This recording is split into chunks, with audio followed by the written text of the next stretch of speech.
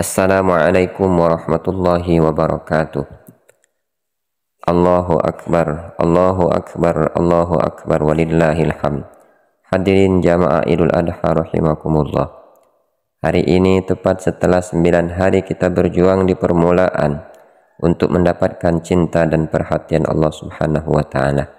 Seperti diisyaratkan oleh Nabiuna Muhammad sallallahu alaihi wasallam di dalam sabdanya, "Ma min ayyamin al-amalu salihu fiha ahabbu ila Allah min hadhil ayyam," yakni ayyamu ashru min Zilhijjah. Qalu ya Rasulullah walal jihadu fi sabilillah. Qala walal jihadu fi sabilillah illa rajulun kharaja bi nafsihi wa malihi falam yarji min dzalika bi syai'. Rasulullah sallallahu alaihi wasallam menyebutkan, tidak ditemukan dalam perputaran hari selama setahun saat amal soleh dikerjakan di hari itu nilainya lebih tinggi di sisi Allah dan naik statusnya menjadi dicintai oleh Allah Subhanahu wa ta'ala. Itulah 10 hari pertama di bulan Zulhijjah. Sahabat bertanya, ya Rasulullah, apakah jihad termasuk tidak mampu mengunggulinya? Nabi menjawab, bahkan jihad fisabilillah pun tak mampu mengunggulinya. Keutamaan di 10 hari pertama awal Zulhijjah itu, kecuali seseorang pejuang yang berjuang dengan jiwa dan hartanya sampai ia meninggal untuk menemui Allah Subhanahu wa ta'ala. Hadirin sekalian, hari ini adalah tepat puncak dari perjuangan itu, yang disebut hari ke-10 dengan Idul Adha, disebut juga dengan Idul Kurban. Dalam bahasa Arab berarti kembali ke asal mula. Tepatnya disebut dengan ma'ad, waktunya disebut dengan mi'ad. Suatu saat kita akan kembali kepada Allah Subhanahu wa ta'ala, sang pencipta kita. Innal ladzi farada 'alaikal Qur'an laradduka ila ma'ad. Sungguh yang telah memfardukan kepada engkau Muhammad dan sampaikan kepada seluruh umatmu yang telah memfardukan kepadamu seluruh ketentuan dalam kehidupan. Dalam Al-Quran itu pasti akan mewafatkanmu dan mengembalikan engkau ke tempat kembali. Ma'ad, tempat kembali. Waktunya disebut dengan mi'ad. Innallaha la yukhliful mi'ad. Sungguh Allah tidak akan pernah menyalahi janjinya. Setiap kita pasti akan wafat dan kembali kepada Allah Subhanahu wa ta'ala. Saat kembali itu disebut dengan Aid. Maka Aid merefleksikan pesan kepada kita bahwa suatu saat kita akan kembali berputar waktu, dan puncaknya kembali kepada Allah Subhanahu wa ta'ala, sang pemilik waktu dan keadaan. Tapi apakah setiap hamba yang akan kembali kepada Allah mendapatkan suasana pengembalian yang diridhai oleh Allah? Apakah setiap hamba yang akan wafat dan berpulang kepada Allah memiliki bekal yang cukup untuk mendapatkan rahmat Allah? Apakah setiap hamba yang akan berpulang kepada Allah sudah pasti diampuni oleh Allah? Apakah setiap hamba yang akan meninggal dan berpulang kepada Allah disambut dengan kalimat, ya ayyatuhan nafsul mutmainnah, irji'i ila rabbiki radiyatan mardiyah, wadkhuli fi ibadi wadkhuli jannati. Apakah setiap hamba yang akan berpulang akan pulang dengan keadaan husnul khatimah? Allahu Akbar, Allahu Akbar, Allahu Akbar. Sebelum kita menjawabnya, maka Allah sudah lebih dulu menginginkan setiap hamba yang berpulang memiliki kedekatan dengan Allah Subhanahu wa ta'ala. Setiap hamba yang berulang pasti mendapatkan rahmat Allah Subhanahu wa ta'ala. Setiap hamba yang berpulang mesti mendapatkan ampunan Allah Subhanahu wa ta'ala. Kedekatan yang berlebihan dalam bahasa Arab disebut dengan qurbah, dari asal kata-kata kerja yang bermakna sesuatu yang dekat. Kurban bentuk superlatif dari kata qurbah yang berarti menjadi semakin mendekati. Idul Kurban hakikatnya memberikan pesan kepada kita bahwa kesempatan yang disajikan oleh Allah Subhanahu wa ta'ala khususnya di pembukaan Zulhijjah itu adalah momentum yang disediakan untuk kita, ditampilkan untuk kita, untuk membangun kedekatan lebih dengan Allah Subhanahu wa ta'ala. Sehingga dengan itu Saat tiba waktunya Id, kita pulang. Bukan hanya hadir kembali ke hari raya, bukan hanya mengembalikan kita pada momen sholat 2 rakaat dan duduk mendengar khutbah, tapi pesan jauhnya, saat tiba waktunya kita untuk pulang, maka kurban adalah keadaan kita lebih dekat dengan Allah Subhanahu wa Ta'ala. Allahu Akbar, Allahu Akbar, Allahu Akbar, walillahil hamd. Hadirin, untuk melahirkan sifat korban yang berkualitas itu, maka Allah memberikan kesempatan pada setiap hamba untuk menempuh 3 jalan yang berbeda. Beda jalannya, tapi serupa esensinya. Jalan yang pertama adalah ada yang diundang langsung oleh Allah ke Baitullah di tanah haram untuk menunaikan ibadah yang disebut dengan ibadah haji. Hakikat haji tertumpuk pada Arafah. Rasulullah Shallallahu Alaihi Wasallam bersabda, Al-Hajju Arafah. Puncak haji itu adalah momentum Arafah. Arafah bukan sekedar datang untuk duduk diam, tapi disebut dengan wukuf, berkontemplasi, mengenal diri, mengenal Allah, mengoreksi apa yang selama ini menjadikan seorang hamba jauh dari Allah Subhanahu wa Ta'ala. Kenapa selama ini dipanggil sholat masih tunggu iqamat? Kenapa selama ini masih menunda-nunda sholat, bahkan untuk mengejar kesenangan dunia semata? Kenapa sampai usia puluhan tahun masih belum dekat dengan Allah, belum mampu membaca Al-Quran, belum bisa konsisten menunaikan sholat sunnah, belum mampu untuk bersedekah, belum bisa menunaikan puasa sunnah? Maka dia duduk dipanggil Allah, duduk untuk merenung dekat Baitullah. Kalau sudah dekat dengan Baitullah, kita diminta merenung, meninggalkan sementara urusan dunia untuk mengenali diri, mengenal Allah, sehingga melahirkan kualitas hamba yang dekat dengan Allah Subhanahu wa Ta'ala, merasakan kedekatan lebih. Karena itu ketika datang dekat Ka'bah, dia merasa dekat dengan Allah. Ketika wukuf, dia menangis. Ketika wukuf, dia bermunajat. Ketika wukuf, memohon rahmat. Itulah yang disebut dengan kurban. Maka pada saat itulah keadaan diri lebih dekat dengan Allah Subhanahu wa Ta'ala. Maka kalau Allah sudah mengundang ke Ka'bah, wukuf di Arafah untuk mengenal diri, belum mampu dia dekat kepada Allah, maka dengan cara apa lagi Allah mendekatkan hamba itu kepada Allah Subhanahu wa Ta'ala?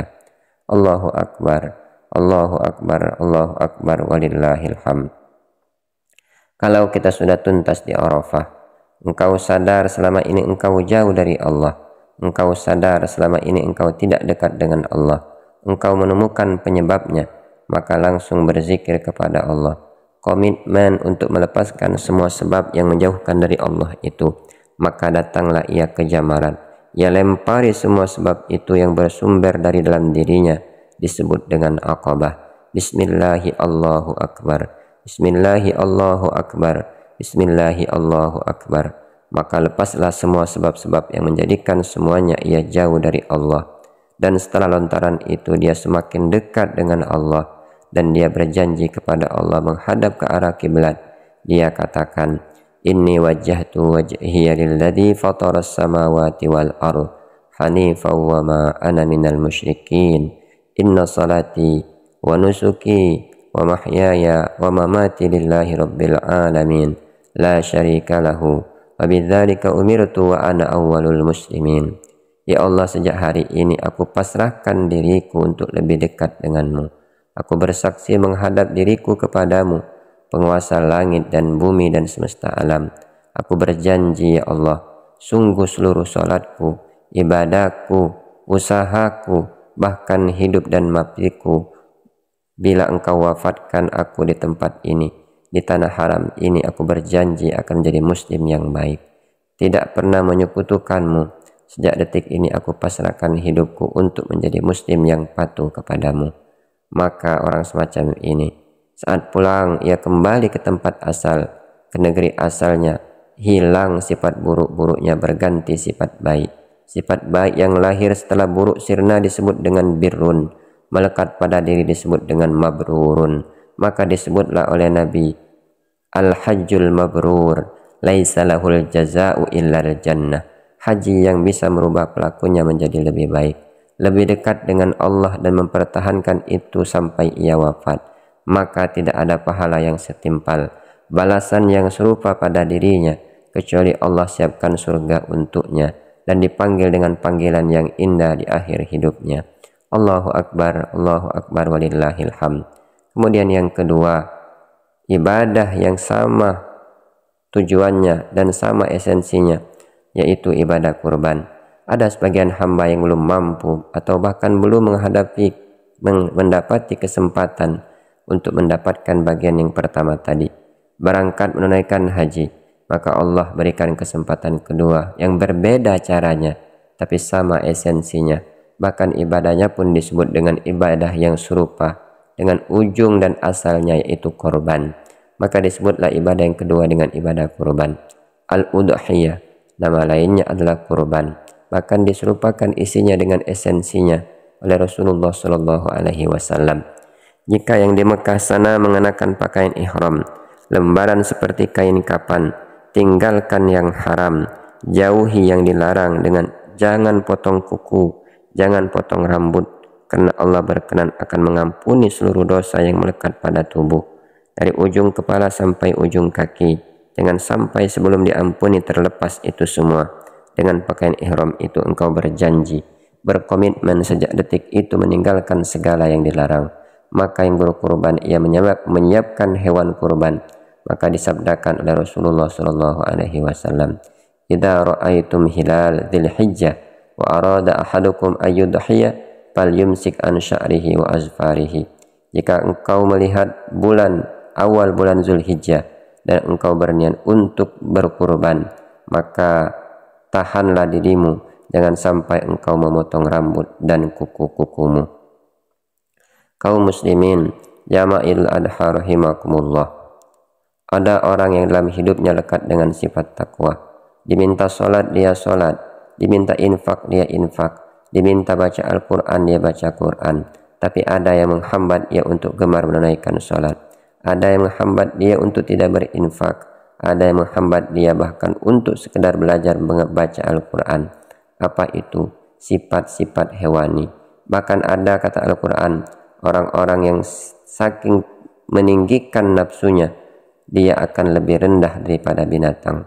Balhum adal, dia lebih jelek dan lebih hina daripada binatang.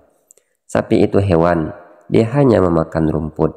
Manusia ada yang memakan aspal, manusia ada yang makan harta yang haram, manusia ada yang makan batu, manusia ada yang makan gunung, manusia ada yang makan emas.